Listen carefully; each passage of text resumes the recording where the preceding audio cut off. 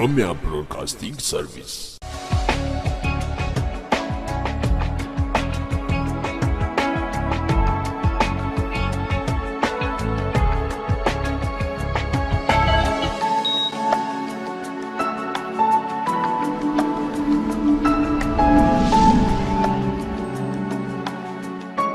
Hashama akkam jirtu daawwattoota televezyiinii OBS qophii falannaa keenyaan wayita garaagaraatti mata duree garaagaraa namni tokko mana isaa taa'ee dhibeerraa akka yaalamuu fi daandii agarsiisaa turreerra. Har'as immoo akkuma kanaa keessummaa tokko qabannee jirra.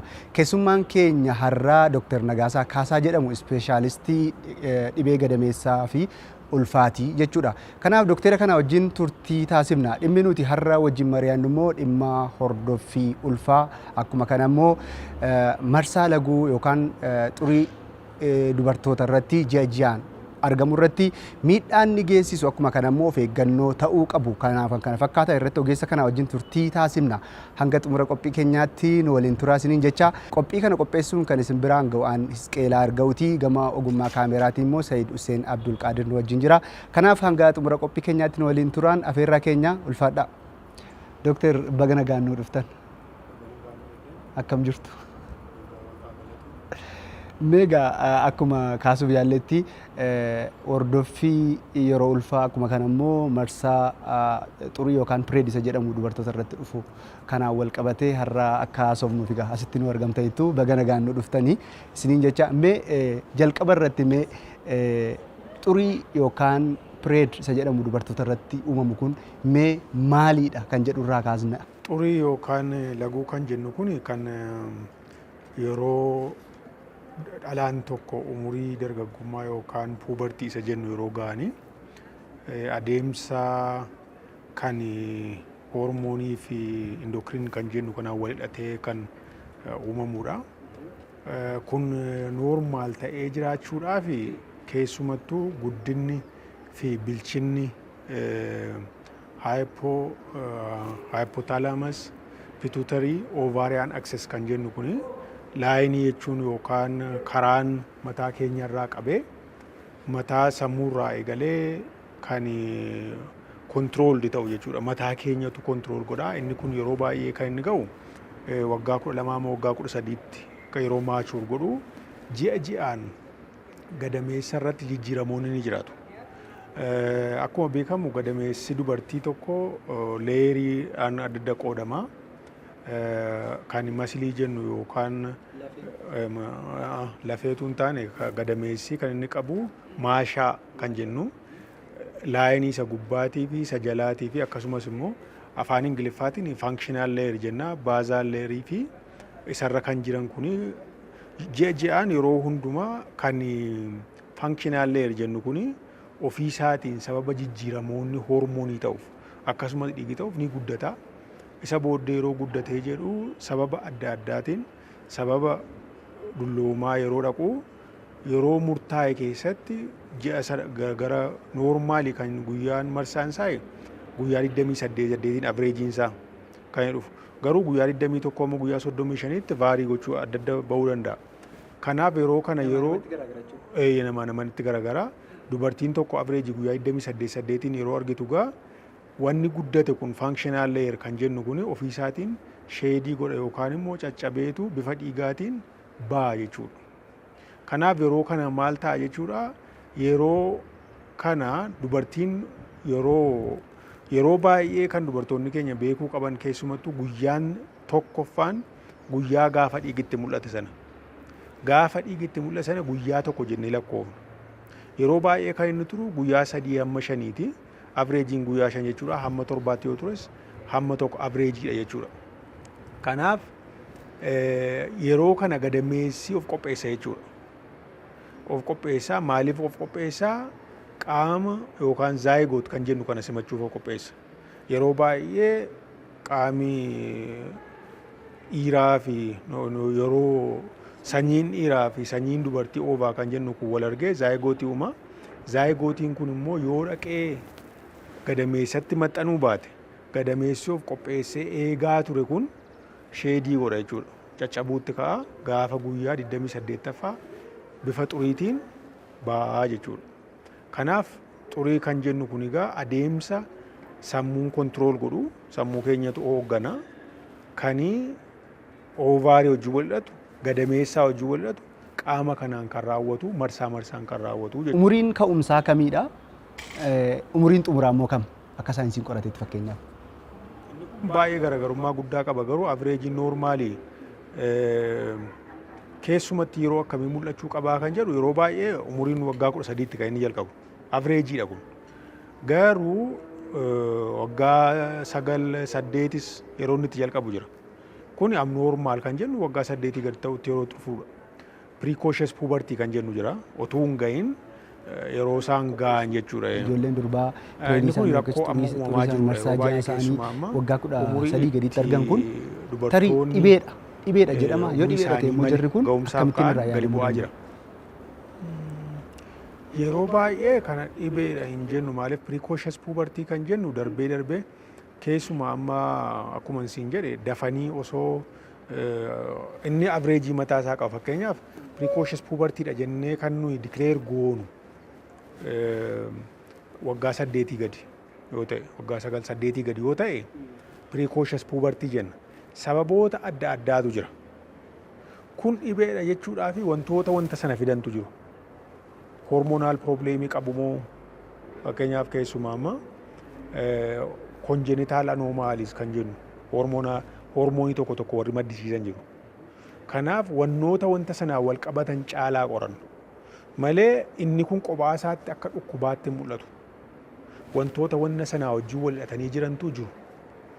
Fakkeenyaaf kan akka congenital adrenal hyperplasia kan jennu yeroo tokko hormoonii qaama keenya keessaa dafee kan maddisiisu kan wantoonni kun isa kana keessa detail yoo galuu baanne gaariidha. Inni kun toopikii biraa waan dhufuufi maaliif yeroo malee gahe kan jedhu kana qorannoo irratti geggeessineeti wannoota isaa wajjin dhufan yaaluudha.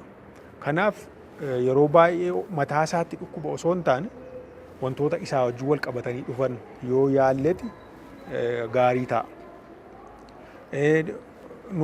Asirratti kan beekamuu qabu yeroo baay'ee akkuma sila siin jedhee kan wanna kana hoogganu sammuu keenya keessa jira. Paartii sammuu keenya keessa hypothalamusidhaa fi kan pituitarii jennu qaami kana hoogganu ni jira. Yeroo baay'ee rakkoon achirrattis yoo ta'e wannoota sana kan miidha yoo jiraate kanaan of mul'isuu danda'a. Yeroo baay'ee garuu kun sirriitti kan inni laayinii mataa isaa eegee maachur godha jennu amma waggaa 20tti. Xuriin waggaa 13tti averejii mul'atu iyyuu malee yeroo baay'ee kan inni sirriitti laayinii dubartoonni seeraan kan isaan argan ji'aan bultii 28 eegee waggaa 20 hamma 40 gidduudha. Best taayimiin yeroo gaariin jechuudha. Kan isaan hin jeeqamne. Amma isa dura yeroo baay'ee ji'a 2 dhufuu danda'a, ji'a 3 dhufuu danda'a. Yeroo dhufu immoo itti baay'achuu danda'a. Kanaaf marsaan laguu kun averejii akkuma jenne sila guyyaa 3 hamma 5 averejiin isaa garuu 1 hamma 7ttis hin filatama. Baay'inni isaa immoo yeroo baay'ee amma gaara kenne baay'ina yeroo jennu waan ittiin safarru jiraachuu jira. Kana safaruun baay'ee rakkisaadha. Yeroo baay'ee kan gaafannu maanni paadii isaan gargaaraman kana meeqa guyyaatti fayyadamtee ammam taa'aa miila keerra si yaa'eera waan akkas jennee gaafan. Kanaaf yeroo baay'ee averejiin isaa 80 ml jechuun ml 80 dhaquu danda'a. Kanaaf isa yoo caale menoraajiyaadha humnaa ol baay'ata jenna. Kanaaf hir'ina dhiigaa kan jennu itti dhufuu danda'a jechuudha. Inni kun egaa yeroo baay'ee waggaa 20 gaditti koomaniinsaa. Egaa maaltu baay'isaa maaltu immoo hir'isaa kan jedhu kana yoo ilaalte inni bal'aadha. Maaltu baay'isa kan jedhu sababa adda addaatiin ta'uu danda'a. Fakkeenyaaf amma maayoomaa kan jennu siigalee kaansariin mataan kansaa abnormaal uterine bleeding jenna. Wanni isa kanarraa averejii kanarraa adda yoo ta'e jiraate abnormaal jenna. Kanaaf sababa adda addaatu jiru. Kan wannoota akkas nagaa maaltu kana fide kan jedhu ammas qorannaatti deebinaa jechuudha.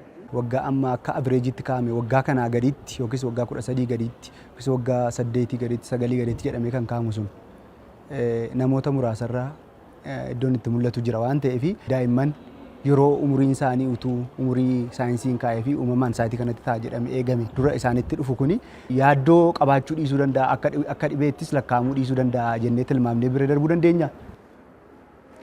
Kana sii kaasee bar noormaali tokkoffaa mucaan tokko yoo dhiigi jalqabe ji'a ji'aan xuriitti dhufutti ka'e inni jalqaba yeroo hundumaa firaastireetingiidha inni na'u haadha isaaniifaatti agarsiisu sababa adda addaatu jira. Garuu dhiigumsun iyyuu immoo xurii dhiiga isa ji'a ji'aan dhufuudha moo waan biraadha. Fakkeenyaaf daa'imman waraanamanii dhiiguu danda'u. Waa ciniintee ta'uu danda'a. Sababa sana hakiimiin yeroo hundumaa wanna tokko gaaraantiitti hin fudhatu yookaan hin ta'a jedhee yookiin adda miti jedhee hin dhiisu. Qorannee erga qulqulleessinee booddeeti kun dhukkubadha kun dhukkuba miti fiiziyooloojiidha fiiziyooloojii miti jennee lafa keenya malee yeroo hunduma yoo isa dura dhiiga argu ta'e isuma jalqabaa sanayyuu sirriitti mirkaneessuun barbaachisaadha. Ogeessi ilaaluun barbaachisaadha. Isa ta'uusaa dhabuusaa. Saabisaa kanaan waan wal qabatan wantoota hedduu jira waan siin jedhee. Kaansarii illee ta'uu danda'a. Jechuun fakkeenyaaf hoormoonii kan akka malee burqisiisan jiraachuu danda'a. Hoormooniidhaa wajjin wal hidhata waan ta'eef wal qabatee inni bifa dhiigaatiin fakkeenyaaf kaansarii lukiimiyaa fa'aa kan jennu pileetileetii akka malee kan gadi buusu bifa dhiigaatiin pirezentii gochuu danda'a. Meenoraajaa kan jennu. Kanaaf xuriima jennee akka gaaraantiitti miti kan fudhannu. Kanaaf maal goona sirriitti qorannee ilaalamuu qabu. Waa tokko jala murree kun kana jennee bira dabarru miti. Sirriitti ilaaluun barbaachisa jechuudha. Yeroo itti umurii amma namni kaa'een olitti illee argamu jiraachuu danda'a yeroo averejjiidhaan isaa walitti kaa'amu. Waggaa 70-80 booda namoonni marsaa ji'a dubartoonni argan kanaaf saaxilamanii jiru. Inni akkasiis tarii dhukkuba jechuu dandeenya moo? Xuriin marsaa laguu yeroo baay'ee waggaa 40 booda akkuma siin jedhe reegulaar kan inni ta'u waggaa 20-40 siin jedhe averejjiidha kun. Isa booddee ji'a 3nis ji'a 2nis dhufaa deema. Namni tokko pireediin isaa yookaan xuriin dhaabbateera kan jennu yoo inni ji'a 6 yookiin waggaa tokkoof dubartiin tokko hin argin yoo turte waggaa tokko yoo ta'e meenoopoozii seenteetti jenna. Jechuun meenoopoozii jechuun dhaabate jechuudha. Saabisaa kun sababa adda saabisaa oovaariitu hojii isaa fixata dhaaba hin dulloomu. Kanaaf oovaariin hojii isaa dhaabe jechuun meenopooziin dhufe jechuudha. Kanaaf isa booda dhiigi yoo dhufe yeroo baay'ee kaansarii fi sababa rakkoo garaagaraa gadameessaa hojii wal hidhatan malee yeroo baay'ee isa booda xuriin argamu noormaalii miti fiiziyooloojikii miti. Namni tokko keessumaa waggaa tokko erga ture booda deebi'ee yoo marsaa xurii arge fakkeenyaaf kaansariin gadameessaa dhiigaan pirezentii of mul'isa yeroo tokko tokko. Kaansariimti gadameessa isa olii jechuun yeroo jennu caafii gadameessaa jenna. Kaansariin kan indoomeetiraal kaanser kan jennu yeroo baay'ee kan inni ittiin mul'isu pireedii kanaan akkuma pireediitti dhufe dhiiga. Yeroo isaa eeggateetu hin taane yeroo isaatu hin eegin. Keessumaa amma biyyoota alaatti kaansariin inni gadameessaa jiru kun dafee barama. Saabisaa inni dhiiga waan ta'eef yeroo sana isaan dhaqanii dafaniitu ilaalaman. Qorannoo gaggeessu qorannoo sanaanii yeroo fudhatanii kaansariidha dafaniitu opereeshiniin ta'ee yookaan immoo keemooteraappii jennu fudhatanii ispeeshaalii opereeshiniidhaan fayyuu danda'a waan ta'eef dafanii yaalamuu jechuudha. Kan keenya garuu akkuma marsaa xuriitti waan ilaalaniif mana taa'u yeroo kana dhukkubichi kontiroolii sanaa ol bahee jechuudha. Innaa qaama biraatti faca'a akkasittiin namoonni keenya isa kan of sobuutu hin taane waggaa tokko booda wanti deebi'ee dhufu yeroo baay'ee dhukkubadha malee marsaa xurii miti. Dhukkubbiin garmalee yeroo kan isaan dhukkubu jira. Namni immoo tokko dhukkubbii utuu hin dhaga'iin akkasumatti hin pireediin yookiis immoo marsaan laguusaa dhufee darbu jiraachuu danda'a. Tarii sababiin dhukkubbii sana argamuu fi akkuma kana immoo utuu waan tokko ofirratti hin beekin yeroo sana dabarsuun kun akkamittiin ilaalama tarii uumama moo sababiin dhukkubbii sanaa immoo waan biraadha keezii dhukkubaa wajjin wal qabata kan jedhuuf. Isa kana piraayimari dismenooriyaa fi sekendarii dismenooriyaa jenna. Dhukkubbiin yeroo xurii laguu yookaan meensasii dhufu kun gosa lamatu jiru. Tokko kan nuyi qorannees bira gahuu hin dandeenye sababa isaa kan nuti bira gahuu hin dandeenye jiraachuu danda'a. Kanaaf wantoota akkasiitiif yeroo baay'ee qorichootuma isuma sekendarii jennu kana kenninee waanuma dhukkubbii dhoowwu kana kennineeti yaalla. Garuu kanneen immoo sababa adda addaatiif fakkeenyaaf baay'ee warra dhukkuban maayoo qabaatan kan biraa indoomeetiroosis kan jennu yoo qabaatan. Gosoonni dhibee yeroo wal hidhatanii baay'ee isaan dhukkubu jira. Kanaaf dhukkubbiin sun yeroo baay'ee fiiziyoolojii yoo ta'e yoo hidhata sababa adda addaatu jiru akka dhukkubbiin dhaga'amu wantoonni godhan. Garuu dhukkubbiin sun akkuma sila siin jedhee dhukkuba biraa wajjin wal hidhatu jechuudhaaf ammas qorannoo barbaachisa. Yoo wanni inni ittiin wal hidhatu hin jiraanne piraayimari dismenooriyaa jenna. Kanaaf yeroo baay'ee wanni nu goonuuf waama dhukkubbii dhowwuu kana kenninee fi just painkiller wantoota jennu kana jechuudha. Ibuprofeen wantoota akkasii kennineefiiti akka isaan yeroodhaaf irra darbaa yeroo sana dhiisa. Garuu warri dhukkubaa wajjin wal hidhatan dhukkuba sana yaaluu qabna. Dubartiin keessa tokko ulfaa'uudhaaf yookiis micireen garaa ishee keessatti uumamuudhaa fi pireediin kun jiraachuu dhabuun murteessaadha. Akka ulfoofte akka ulfaa'uu dhiiste beekuu dhabuu wal qabate iddoo tokkotti hubannaan namaa garaagara. Mee kana isin akka ogeessaatti maal jettu? Mee akkam deemsisaa mee akkam ta'uu qaba?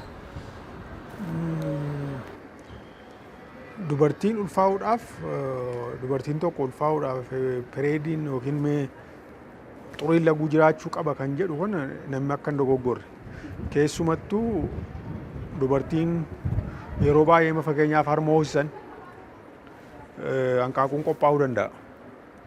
Otuu laakteeshinaal amenooriyaa kan jennu otoo hoosisaa jiranii hin dhufu pireediin.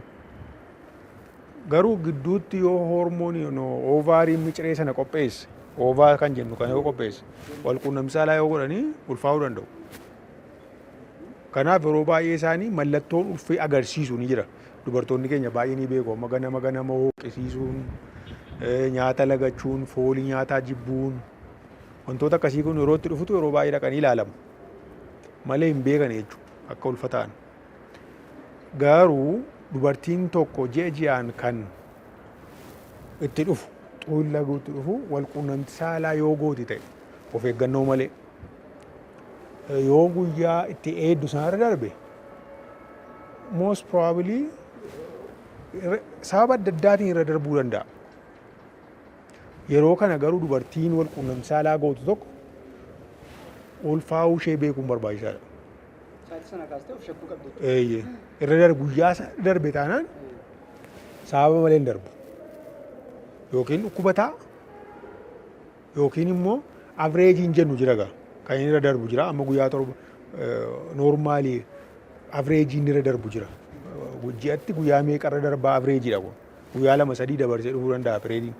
Keessumaa torban tokko faa yoo darbe mallattoon amma jedhe kun wal faana yoo jiraatan yeroo kamiyyuu akka ulfaanuuf shakkuun barbaachisaadha. Keessattuu amma sagantaa akka mata dureetti kan qabanne hordoffii ulfaa fi waa'ee ulfaa wajjin wal qabatu kuni noormaalii biyya keenya kanatti ta'e malee namni tokko akka seera isaatti akka biyya barateetti ulfaa'uuf sagantaa qabaachuun barbaachisaadha. Pilaandi piriiginansii kan jedhu. Sababni isaa waan baay'eef gargaaramu. Pilaandi piriiginansii kana yookaan immoo ulfa karooraan qabame kana argachuudhaaf osoon ulfaayin ogeessa fayyaa quunnamuun barbaachisaadha. Pre-conceptional care jenna kana. Osoon ulfaayin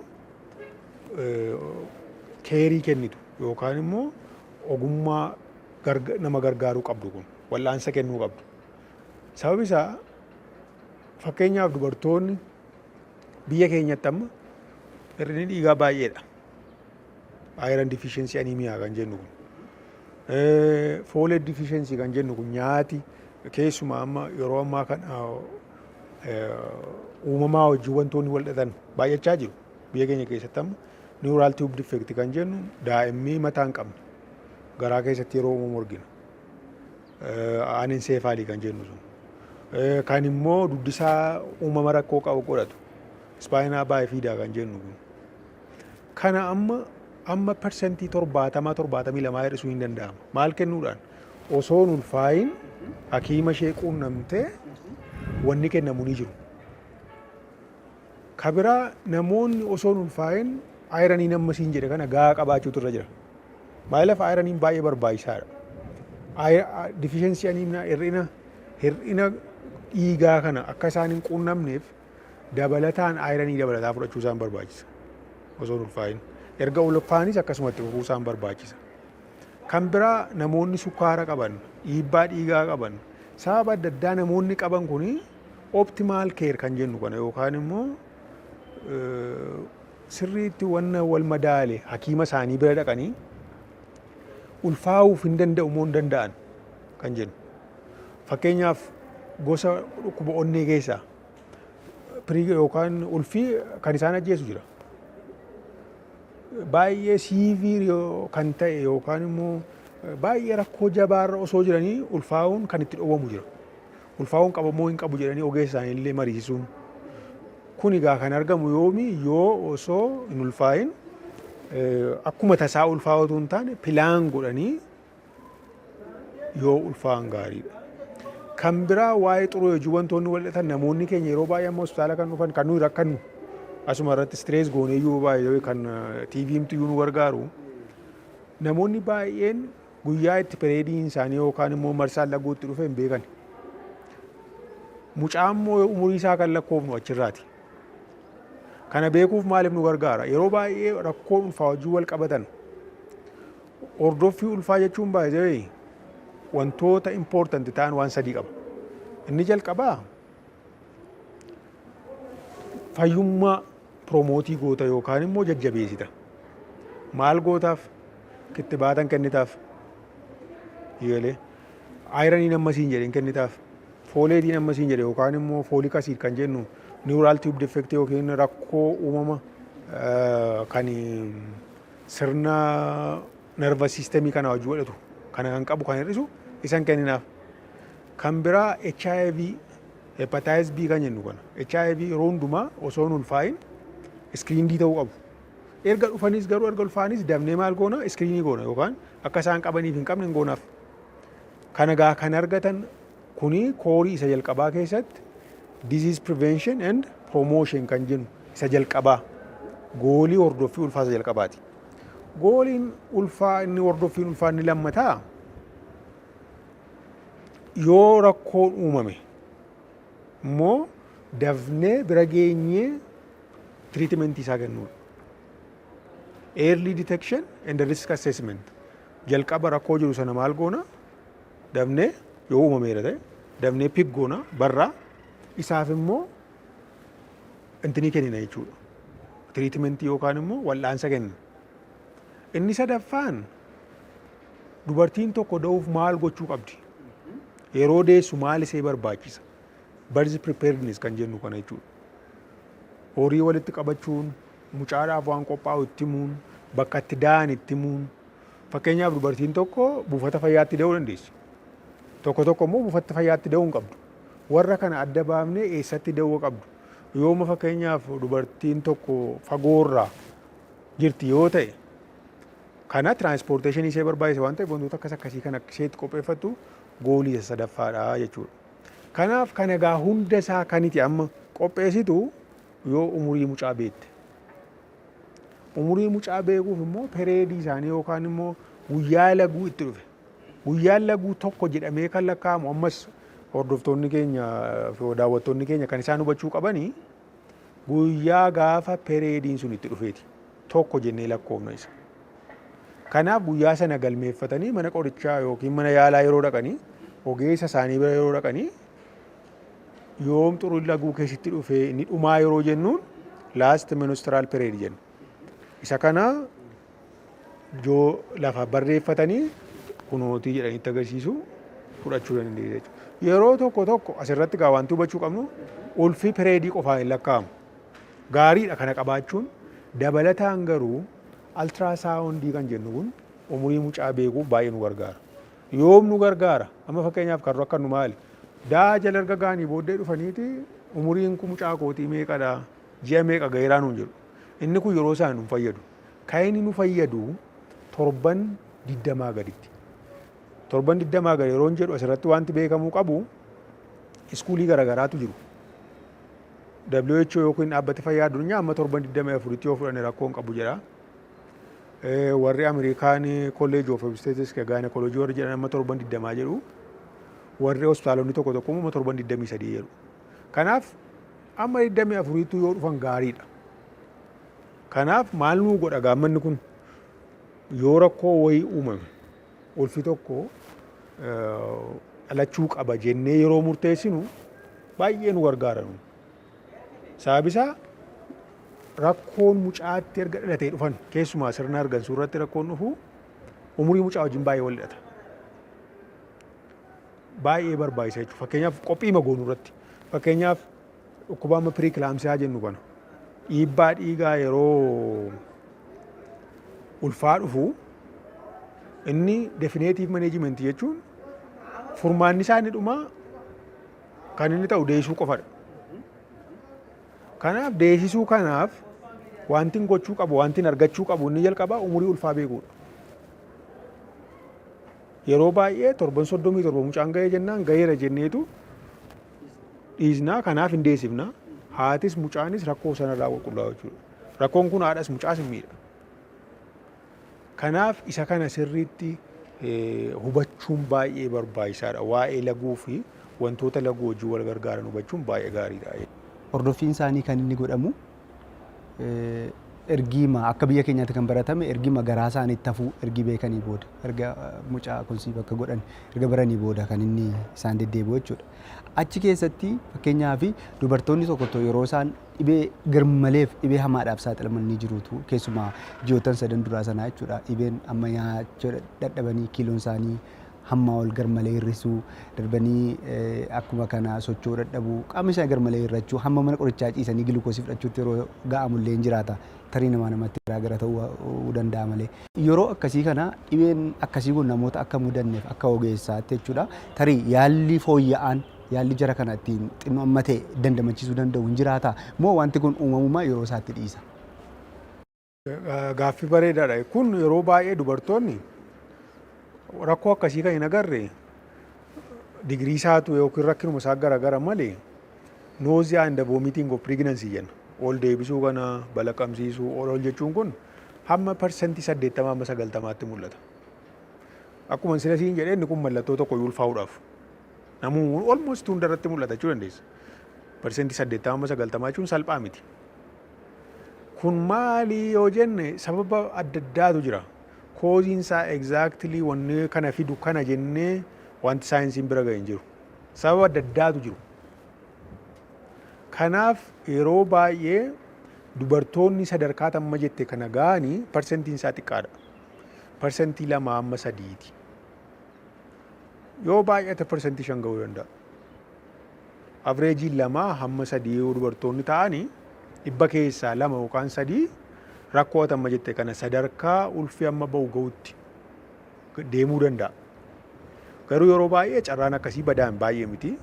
Dubartoonni garuu yeroo kana maal goonaaf supportive treatment jenna. Gargaarsuma kan goonuuf. Yeroo baay'ee kun kan inni mul'atu hamma 14 ti malee isarra darbee yeroo baay'ee hir'achaa deema.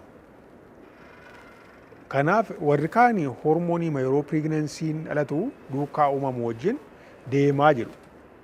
Sababisaa yeroo baay'ee HCG kan jennu yeroo baay'ee torban 9tti maksimamii gaa hormoonota garaagaraa baay'eetu jiru yeroo ulfaa wantoo kan pilaasentaan yookaan kan obbaatiin yeroo ba'u inni kan inni oomishu mucaa sappoortii gochuuf jecha. Warri isaa wajjin wal qabata kan jedhan jiru hormoonota yeroo sanaa wajjin. Warri kaan immoo lakki saayikooloojii wajjin wal hidhata warri jedhan jiru. Yeroo tokko tokko immoo namoonni yoo mana haadholiisa qaban iyyuutti caalas warri jedhan jiru. Kanaaf exactly kanatu kana kan jedhu waan hin qabneef maal goonaa supportive treatment gulukoosii kennuuf yeroo baay'ee yeroo balaqqaman yoo wanti jedhan bishaan qaama isaanii keessaa baay'ee hir'ata. Kanaaf bishaan qaama isaanii sana keessaa hir'ate sana hamma tokko fooyyessuuf maal goonaa bifa gulukoosiitiin bishaan sana kenninaaf jechuudha IV kan jennu kanaan. Kan biraa yeroo baay'ee egaa kun maal fidaa yeroo bishaan qaama keenyaa hir'atu bishaan gara kalee keenyaa deemu waan hir'atuuf yeroo baay'ee kalee irratti rakkoo fiduu danda'a. Innaa rakkoon gara kaleetti akka hin dhufneef maal goona supportive treatment jennu kana kennan.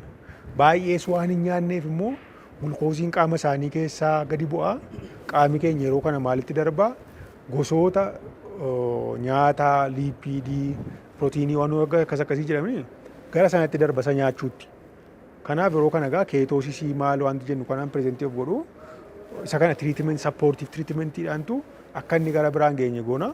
Ulfimmoo yeroo baay'ee torban hamma murtaa'e kan erga darbee booddee waan dhiisuuf kan nuyi goonu kanumaa jechuudha. Haadhi nagaa yoo taate gammadduu yoo taate daa'imni haadha sanarraa dhalatullee fayyummaan isaas maal isaas sammuun isaallee nagaa ta'a wanti jedhamu hin ka'a. Kan ji'a 3 ji'a 4 keessatti raawwatu yoo jiraate rakkoo hin qabu yeroo isaa hafe keessatti carraan dandamachuu isaanii jiraachuu danda'a jennee tilmaamna. Kan immoo hanga ji'a 9 hanga gaafa da'aniitti rakkoo akkasii rakkoo guddaan isaan mudatu darbee darbee akka waan mul'atuttis jira. Tarii warra akkasii egeree daa'ima sanaa irratti akka ittiin dhalatanii dhiibbaan uumuu garuu facaatiin dhiyeessiin mootummaa walqabatu hospitaalota kanaan walqabatu biyya kana keessatti murtaa'aadha waan ta'eef jechuudha.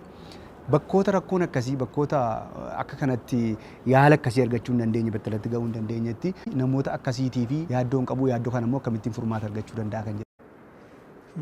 Gaariidha. Yeroo akkuma isin jedhe hyperemesis gravidarum jenna sana amma tokko siiviirii ta'ee guddatee kan baay'ee balaqqamsiisuun kun ol deebisuun kun ol jechuun kun kan inni baay'ee dhiibbaa geessisee hospitaala galuu kan fidu baay'ee xiqqaadha. Dhibba keessaa akkuma isin jedhe parsentii 2-3 isin jedhe.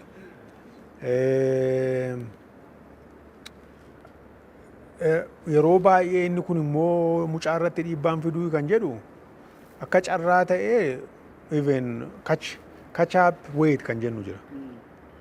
Dubartoonni erga akkas boomitii godhanii booddee nyaatanii erga nyaachuu erga jalqabanii booddee deebisanii weight sana geenii godhu. Rakkoo catch-up weight jennu sana deebisanii weight sana argachuuti malee akka carraa ta'ee namoonni rakkoo akkasii irratti mudatu inda'uun more pregnancy outcome iyyuu gaariidha warri jedhan jiru. Warra kana irratti baay'ee agas miidhaan nama kana fidu hin jiru.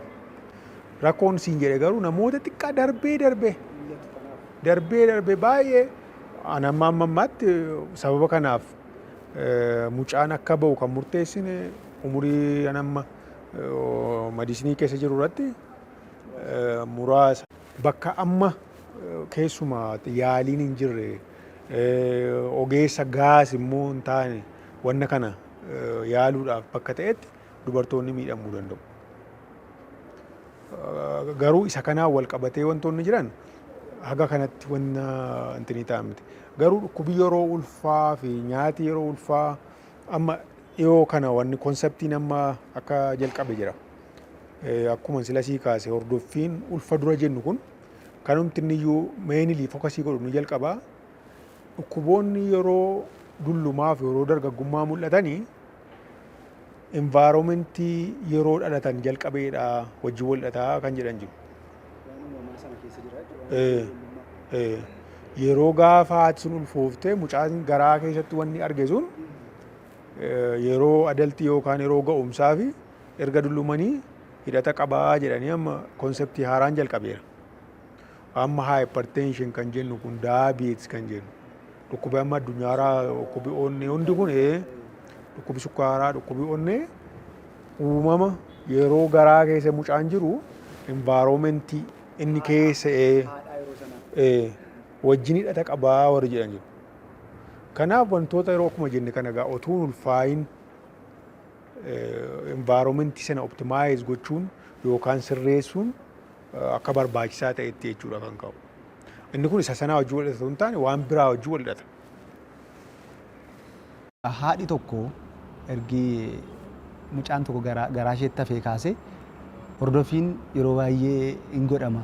Hordoffiin sirriin madaalamaadha kan jedhamu akka ogeessaatti jechuudha. Turteen mammamiitiin hanga gaafa deessutti yoo gootedha.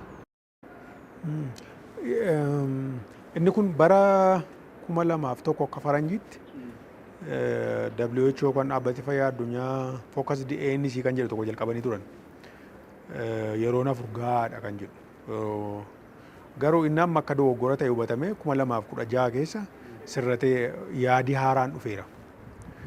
Duraan maal ture dubartoonni traditional ANC jenna calluma dhanii ji'a naqu turan. Inni kun badaa quantity irratti malee quality irratti focusing goone jedhanii traditional ANC jechuun hordoffii yeroo ulfaa antinaataal keer jennu kana gara fookasdiitti fidan. Isa jalqabaa amma si'a 4 qofa godhaniiti amma 20tti yoo dhatte rakkina hin qabu jedhanii innaa isa tokko 28 godhanii 32 fi 36 isa booddee amma 38 isa booddee yeroo 40 yeroo deessu dhufti kan jedhu. WHO'n garuu isa kana taa'ee ilaaleeti inni kun immoo maal fidee yeroo baay'ee rakkoon ulfaa wajjin wal qabatanii dhufan da'umsaa wajjin wal qabatanii dhufan kan isaan haadha ajjeesanii gara dhumaatti.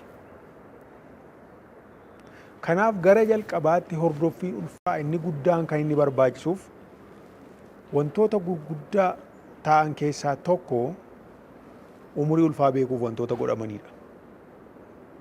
Yeroo dhuftu ulfa ta'uu ishee beetti. Ulfi sun eessa keessatti uumama? Ulfi gadameessaan ala ta'uu danda'a baay'ee. Ulfi gadamee keessa jira moo hin jiru kan jedhu. Akkasumas umurii ulfaa sana beekuudhaaf altiraasaawundii amma jenne 7-20 duratti ka'uu qabu jenne ulfa sana umurii isaa beekuuf wantoota nu gargaaran waan ta'eef keessumaa amma 7-12tti kan jiran yoo ta'u al tokkodhatti gaadhaadha WHO'n. Inni itti aanu garuu 7-20tti yoo ta'e amma 20tti maal godhu yeroo kana sila yeroo waa'ee nyaataaf hordoffii ulfaa dura jennee dubbachaa turre waa'ee fooleetii kana kaasnee turre waa'ee hanqina qaama dubartoonni nyaata irratti dhaban fi walitti hidhata akka konjenitaal anoomaalis warra jennu yeroo uumamuu mucaa irratti rakkoon uumamu jiru. Fakkeenyaaf mucaan tokko mataan qabu yoo ta'e amma gaafa guyyaan da'umsaa ga'utti hin ta'a garaa keessa. Garuu gabbayee jiraachuu hin danda'u. Haati ofumaa bilaasha yeroo amma kana baatti jechuudha. Kanaaf altiraasaawundii yookaan immoo kompiitaratti mucaa laallu kanaan torban 16 amma 18 torban jiru gidduutti ilaalla. Mucaan mataan qabu taanaan haati wajjin rakkachuu hin qabu ulfi kun ba'uu qaba. Kanaaf WHO'n maal jedhee torban 20tti yeroo sana gaa fookasiin keenya maali mucaa nagaadha moo nagaa miti itti hafuuf moo itti hin fufin kan jedhu kana adda baasuuf nu gargaara jechuudha. Kanaan alatti inni itti aanu torban 26tti jedha. Kana booddee gaa torban 26 kana soddomoota keessa immoo dhukkuboonni yeroo dubartii miidhan keessumaa piriiklaamsiyaa kan jennu dhiibbaa dhiigaa ispeeshaal ta'e dubartii ulfaa qofa irratti mul'atutu jira. Inni kun yeroo baay'ee biyya westarnii keessatti kan dubartoota ajjeesu kana. Biyya keenyatti tokkoffaatti kan ajjeesu dhiiga yeroo da'umsaati. Kanaaf qophii sana gochuudhaaf isa kana dafanii adda baasuudhaaf torbanoota 26 kana booddee yoo firiikweenti ta'e gaariidha jechuudhaani. Walumaa gala torban 26 30 34 36 38 40 jedhanii amma 8 godhaniiru sadu'aan 4 ture sana jechuudha. Kanaaf hordoffiin ulfaa dubartootatti garagara. Calluma jennee lakkoofsa kaa'uun kun yeroo baay'ee yaadumaaf malee badaa fudhatama hin qabu.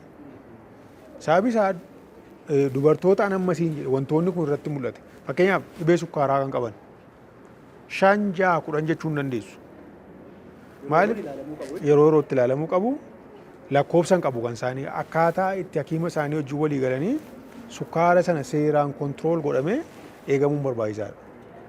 Kanaaf amma yeroo baay'ee 8tu optimamiidha 5tu optimamiidha yookaan sirriidha kan jennu lakkoofsaan kaa'uun kun dogoggora jechuudha. Kanaafuu dhufanii ilaalamanii Eeyyee. waan ogeessan ichan hordofu jechuudha. Eeyyee. Kanatu filatama. Tole amma fakkeenyaaf ulfi gadameessaan alatti uumamu ni jiraata jedhame. Ulfi gadameessaan alatti uumamu kun tarii yoo waqtii amma jettan torbanii 12 gadi sanatti yoo argame ulfi sun itti fufuu danda'amu moo ulfi sun iddoo malee uumame jedhameetu ba'a?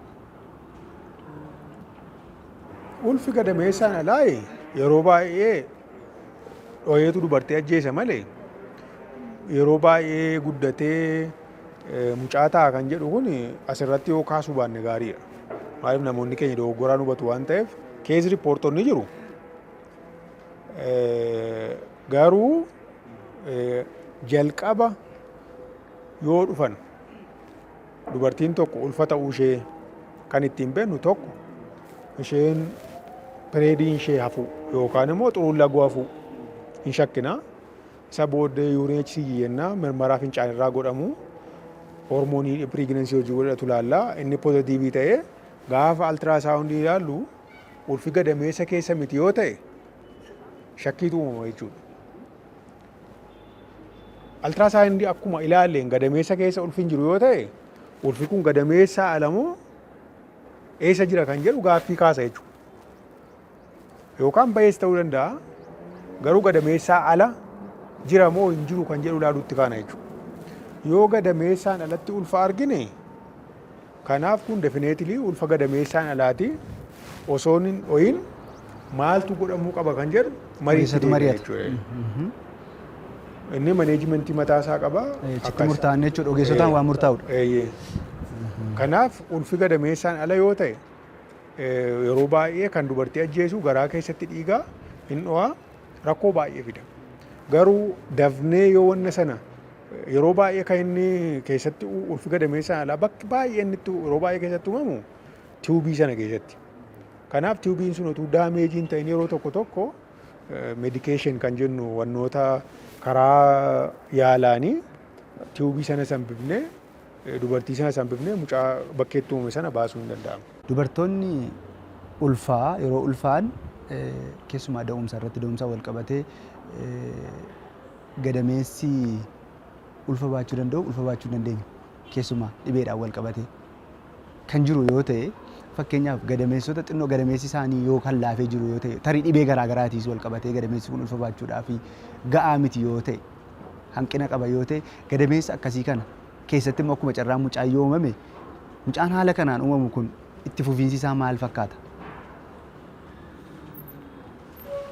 Gadameessi mucaa baachuu hin danda'u mucaan baataa waan jedhu kun rakkisaadha.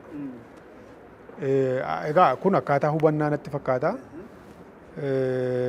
Gadameessa amma yeroo tokko tokko sababa adda addaatiin dhiphachuu danda'a. Fakkeenyaaf dhiitoon garaagaraa keessatti uumame mucaan akka hin baanne ta'uu danda'a. Yeroo baay'ee irraa ba'uu danda'a ulfi. Kanaaf isa lammataa irratti maal gochuu dandeenya? Saayizii isaatiin ilaalamee dhiibbaa inni fiduu danda'uu fi saayintifikaal wantoonni wal qabatan yoo jiraatan opereeshinii hojjenneeti wanta sana baafna. Yeroo tokko tokko garuu gadameessi immoo sarvaayikaal inkompitensii jenna. Caafiin gadameessaa sun laafuu danda'a. Mucaan baatu yeroo baay'ee mid trimester abortion jenna. Gara torbanoota 16-17 kana keessa ulfa ofiin ba'uu danda'a. Kanaaf yeroo tokko tokko maaliif laafe kan jedhu sababa adda addaatu jira. Isa irratti hundoofne yeroo tokko tokko gadameessa sana caafii isaa guduunfuu dandeenya. Sarkilee jenna. Kana irratti immoo sappoortiif tokko tokko hormooniin xiqqoo gadameessa tasgabbeessu proojestiroon kan jennu kennuu dandeenya. Kana kanaan amma tokko piriiginasii akka isaan yeroon gahee akka isaan da'an gochuu hin danda'amu. Wantoota garaagaraatu jira jechuudha. Mee fakkeenyaaf dubartoonni yeroo baay'ee amma mala karoora maatii wal qabate wantoota garaagaraa fayyadamu akka ulfi hin uumamneef jechuudha karoora isaaniif jecha. Maloota isaan fayyadaman kana wantoota baay'eetu jira miti wantoota baay'ee jiru. Wantoota jiran kana keessaa namoonni yeroo tokko tokko yeroo akkasitti daa'imman godhadhee inni qoricha liqimsus yoo jiraate qoricha isaa dhaabuu dhiisuu dhaaba. Inni luuppii gashatee yeroo luuppii isaa baasuu danda'a. Garuu waqtii barbaadetti yookiis waqtii isaan barbaade waqtii dubartoonni kun barbaadanitti dhala argachuu dhiisuun uumamuu danda'a. Keeziin kana yookiis immoo sababoonni akkasii maalirraa ka'u? Baay'ee gaarii. Tokkoffaa maloonni ittiin namoonni ulfa ittisan kun fayyadamanii keessumaa dubartootatti tokko lama jennee kan qoricha liqimsan sun bu'aan isaa maali? Miidhaan isaa maali? Seerri isaa kaawunsiliingii jechuun sii galee nama tokkoof gorsii ati kennitu murtoo kennuu ta'uu hin qabu. Tokko lama jetteeti luuppii kan jennu kun intrauterine device kan jennu yoo sii galee bu'aan isaa maali? Miidhaan isaa maali? Kan jedhu. Kun egaa maal keessa dhufaa? Fakkeenyaaf dubartoonni luuppii fayyadamanii hormoonaalii miti waan ta'eef akkuma baasaniin sii galee pereediin isaanii yoo ittiin dhufin iyyuu ulfaa'uu danda'u. Sababisaa akkaataa inni itti ulfa dhoowwu keessumaa inni biyya keenya jiru kun koopparriidha kan jiru kooppartiidha inni kaan yeroo baay'ee hin jiru xiqqoo darbee piraayiveetota tokko tokko keessa jira meelanaa kan jennu hormoonaalii kan ta'e. Innaa inni kun akkuma baasteen xuruun laguu dafee deebi'a dafanii ulfaa'uu danda'u. Deebi'ee kan qoricha guyyaa guyyaatti liqimsamuu sunis yeroo baay'ee hin turu. Akkuma baasanii deebi'anii ulfaa'uu danda'u. Garuu amma ka diipoo jennu kun kan fudhannu inni yeroo baay'ee dilee godha. Innis hormooniima garuu isa miti kan ji'a waraannatan marfee fudhatan. Kanaaf amma isaan yeroo baay'ee fartiilitii keenya akka inni dafee hin deebine godhu.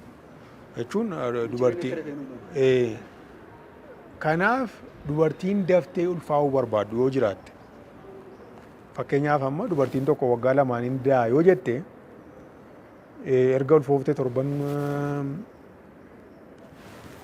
6 yookaan 7 booddee yeroo baay'ee kan isaan jalqabanii yeroo akkamii kan jedhu kun mataa tokkoon isaanii qabu. Yeroo akkamii kennamuu qaba yeroo akkamii kennamuu hin qabne jiru. Amma gaa isaan yeroo baay'ee yoo marfee sana deddeebi'anii fudhatanii marfeen sun darbee amma waggaa lamaatti illee kan inni tursiisuu danda'u jira. Kanaaf dubartiin karoora ishee beekuun barbaachisaadha. Fakkeenyaaf abbaan manaa fi haati manaa wal fuudhanii yeroo nu bira dhufan mucaan qaban yoo ta'e waggaa tokko yookiin lama keessatti yookiin ji'a 6 gidduutti ulfoofna yoo ta'e dubartoota akkasii kanaaf wanni nu kenninuuf yoom fartiilitii poteenshaalii yoom deebi'aa tokkoon jira. Kana egaa namni keenya beekuu kan qabu avreejiidha. Kan biraa namni keenya yeroo baay'ee komumaa fi akkasuma waa wantoota walitti hidhuutu baay'ata. Akkuma beekamu dhabdummaan kun baay'ee komaniidha. Baay'ee baay'ata. Namoonni silumayyuu carraa mucaa godhachuu isaanii xiqqaa ta'e osoo mucaa godhachuu hin yaalin marfee fudhatu. Yookaan immoo tuu jalqaban godhatin otoo testiin godhin jechuu yookaan otoo godhachuu dhiisuu isaanii addan baasin hin fudhatu. Isa booddee maal jedhu isatu dhabsiisee jiru. Kun yeroo baay'ee egaa namni uumama isaatiin waa tokkotti sababa uumuudha. Innaa garuu dhabdummaan yeroo baay'ee komaniidha. Addunyaa kana irratti osoo chaayinaan dabalatin avreejiin lakkoofsa baay'eedha. Gara miliyoona 180 namoonni ta'an mucaan godhatani. Mucaa godhachuu hin danda'an. Kanaaf isa kana keessa carraa warra jiru amma yeroo qoricha fuutee kennitee fi deebi'anii godhachuu dhabanii kanatu na dhabsiisee kan jedhu kana yeroo baay'ee himannaan maal nammaataa jechuuf kan jedhu. Dubartoonni tokko ergi ulfaa'anii booda keessumaa wayita ulfaa sana tarii akka ogeessaatti daa'ima garaa keessa jiruufis gaariidha. Isaaniifis gaariidha. Tu kana godhanii yookiis tu kana nyaatanii tu akka ittiin qabamanii waan akkasiitu godhamee fi isaanis waan akkasiitu ofii godhanii gaariidha jettanii kan isin gorsitan maaltu jira? Asirratti gaggabaabsee kan hin jechuu barbaadu tokkoffaa dubartoonni keenya marsaa laguu isaanii sirriitti qabachuu qaban. Daarii kan jennu guyyaa guyyaatti amma seena teekinooloojiin gaariidha. Namni moobaayila isaa irratti galmeeffataa deemuu danda'a. Galmeeffatanii qabachuu qaban. Lammasa jalqaba osoon ulfaa'in ulfaa'uuf yeroo karoora godhatan yoo xiqqaate ji'a 6 amma ji'a 3 amma ji'a 6 fuuldura ogeessa yaalaa ogeessa fayyaa quunnamuu qabu. Ogeessa fayyaa yeroo jennu namni hundi ogeessa namni amma ogummaan fayyaa baay'ee wantinii ta'eera baay'ee bal'ateera. Kan baqassee hodhu sarjiniin kophaatti kan gadameessaa qobaatti bakka gadameessi ispeeshaalistiin gadameessaa jirutti ispeeshaalistii kana yoo quunnaman fiigalee dhukkuba sukkaaraatiif immoo kan isaan barbaachisan ispeeshaalistiin sun dhibee sukkaaraa qobaatti waan jiruuf intarnistii waan jiruuf isas qobaatti quunnamu kun baay'ee barbaachisaadha. Erga immoo ulfaanii booda hordoffii ulfaa yeroodhaan jalqabu. Hordoffii ulfaa yeroo jalqaban immoo keessattuu altiraasaawundii jennu kana yeroo isaatti si'a 10 ka'uun hin barbaachisu altiraasaawundii. Namni keenya amma torbanettis torban lamaanis hin ka'a garuu inni kun faayidaa hin qabu. Yeroo inni faayidaa qabutti ilaalamu. Hordoffiin ulfa duraa kan inni barbaachisu tokko nyaati isaanii keessattuu amma baay'ee baay'ateera amma hospitaalumatti kan nu rakkisu amma ulfaa kan rakkoo sila jenne kana uumamaa hojii wal dhatan mucaa guddachuu hin dandeenye mucaa akka bahin opereeshinii barbaadu baatanii yeroo dheeraa kana odoo turanii yeroo isaatti yaalii barbaachisaa ta'e argachuun baay'ee barbaachisaadha. Kana irratti immoo nyaata wal qixxaataa ta'e beenna biyyi keenya hiyyeessa nyaata jennu kana dhabuu danda'u. Akka humna isaaniitti garuu lookaalii yookaan naannooma isaaniitti waan argamurraa maal yoo fayyadaman mucaa gaarii godhatu kan jedhu beekuu qabu. Argachuu gorsa kana argachuun baay'ee barbaachisaadha. Kabiraa iddoo da'umsaa. Dubartiin tokko namni tokko kan ulfaa'uuf mucaa baattachuuf mucaa fayyaa haadha fayyaa. Kana gochuudhaaf immoo maal ta'utu irra jira? Hospitaalli bakka jirutti yookiin tajaajilli da'umsaa bakka kennamutti da'uu danda'u. Inni guddaaf baay'ee barbaachisaa ta'e immoo dubartoonni pilaand pireeginansii kan jennu karoorsanii yoo ulfa ta'an baay'ee barbaachisaadha. Kanaaf gaggabaabsee kan jedhu kanuma.